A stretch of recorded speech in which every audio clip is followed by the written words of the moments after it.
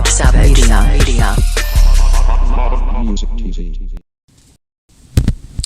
Oh, yiggity. Y'all know what it is. I'm up in here. How y'all feeling this? Listen, we bust down propaganda here, and I want y'all to see exactly how to get. And this story is a prime good example of it. So it says 7 arrested in weekend street takeover in Austin, police say. Vague tip unhelpful, right? So they tell you that 7 people's arrested. The person's face that they got splattered all over everything first is this guy. This is Joseph Springs. He's one of the people arrested by Austin police in connection with the street takeovers. That's what they say, but they say, wait till you read this, dude. Just wait till you read this. It says officials have arrested 7 people in connection with street takeovers that happened in 4 areas of Austin over the weekend and injured an officer and a dead. The incident involved vehicles blocking intersections and doing donuts, people setting fires and lighting fireworks and throwing rocks and bottles at officers and patrol cars, police have said. There are videos posted on social media that shows 1 or 2 of people catching on fire at disturbances, but there weren't any reports of them going to local hospitals. Austin Police Chief Joseph Sharon said that, news conference on Tuesday, that he said that the injured officers were treated and released from the hospital. It goes on to say police received a vague tip on Friday night from a San Antonio about a possibility of a street takeover in Austin on Saturday.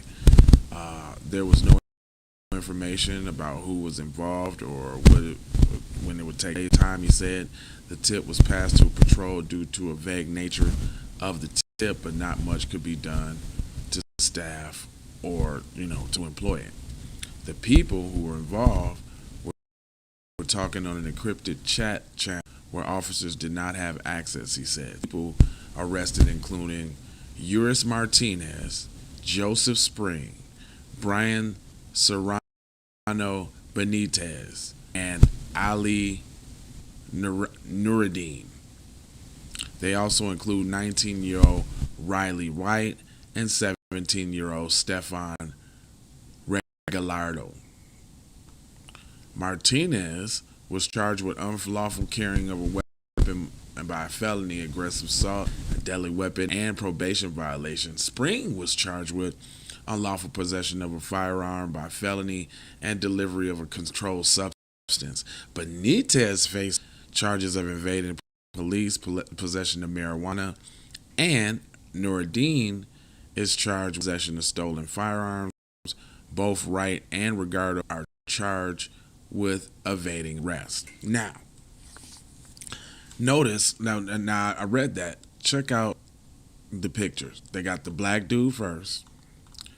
They got the small picture of the Mexican guy. Small picture of the Mexican guy. Okay. Martinez. Hold on, let me read their name so you know who he is too. This one is Brian Benitez.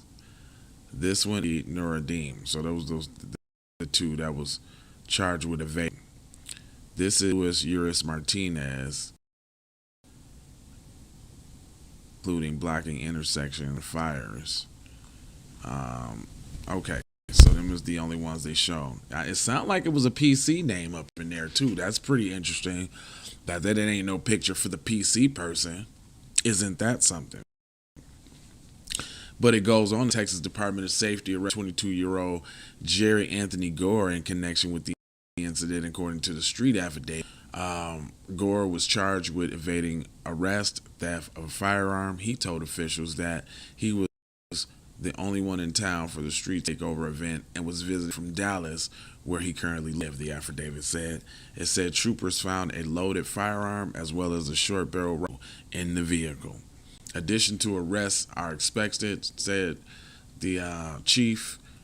He also said that he wanted to address complaints about people being put on hold and then calling 911 on Saturday night to report the disturbance. When 911 calls began around 9 p.m. Saturday, there were 12 caller taker workers. So what? Short staff. All right, blah, blah, blah. Overwhelming number of calls resorted to long waits, including one person who was put on hold for more than 27 minutes. Obviously, on cable, he said, "I'm making the strides of being taking more applicants, hiring on the phone, whatever." Police chiefs also provided more detail about the street takeover, saying that the 911 came in about 9:01. The 911 calls came in at 9:01, and Saturday somebody was saying that the vehicles was blocking the intersection of Lamar Boulevard and Benton Spring Road in South Austin and doing donuts, he said. Other callers said that there were vehicles racing, fireworks being shot, and cars running lights. But none of this says that you need to have the big picture of the black dude first. This is what I'm saying. This is how propaganda kills me, right? They make you think he was the king leader of everything, and that's not the case. The 4th Street takeover didn't happen at 1:35 a.m. while multiple said the fire had started at Metro Boulevard and Brand Lane, North Austin. When police arrived, the crowd smashed windows of patrol cars, ripped equipment off of them, and then with bottles at the officers. One of the officers was injured and taken to the hospital and was treated and released. It goes on to say, and I quote, "I'll end my comments by simply putting a support for our men and women who are facing incredible danger at the night." Oh, come on now. If it was so in danger, y'all would have shot somebody like you normally do. I'm surprised the black dude right here, they got y'all so damn trigger happy. But anyway, I ain't gonna hold you. I'm a moja, foja, scoja, being on code. I just be wanting y'all to see how the propaganda work, right? This whole article, you would think he's the kingpin leader of everything that went down. And look, they didn't even mention his name first because he probably didn't have nothing to do with it. But they made sure they had to put a black guy in there. There's no way it was going to be an article full of everybody else. And if there was any black dude in there, boom, they had to put him in there. Anyway, I ain't going to hold you, but I'm a moja, foja, and scoja about being on code, boy. And I have words for you, which is with the peace, there's definitely blessings. Hold on, let me look you square in the eye, buddy. Love, peace, blessings, and aloha. Because I'm out the Doha for sure. You already know how. Yee. Sandra Blackwood for Hot Lava Music TV.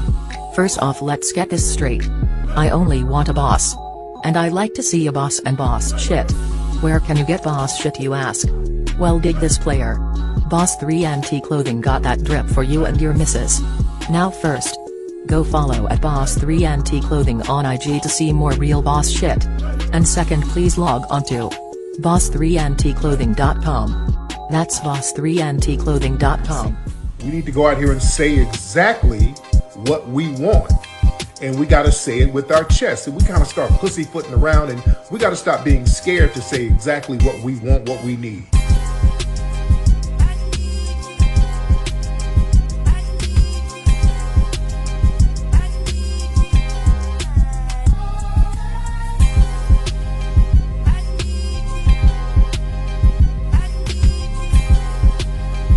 We need that paper. Say it with your chest. Damn all that. We need justice. We need y'all to love us. No. We don't need that paper. We need reparations in the form of a check. Let's stop being afraid to say it.